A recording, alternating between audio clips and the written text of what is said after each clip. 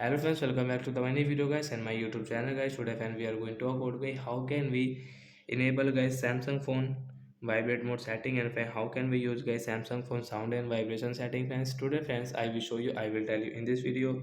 So before starting video friend, first of all go and subscribe the channel, click the bell icon, like the video. So first of all guys you will have to on guys your phone setting guys. So after on phone setting guys, you can see this type of setting in your Samsung phone device. So when we will click on guys this phone sound and vibration setting, we will tap on phone sound and vibration, and as you can see guys your sound mode setting guys, mute setting, vibrate setting and sound setting. So as you can see phone is on sound mode, but we want to enable vibrate mode. So let's tap on vibrate, and after vibrate guys your phone will on vibrate mode. And friends you can see vibrate mode icon on your screen guys, you can check here. So friends you can see your phone is on vibrate mode. So like that guys you can enable your Samsung phone vibrate mode setting, and guys you can use it. So bye friends.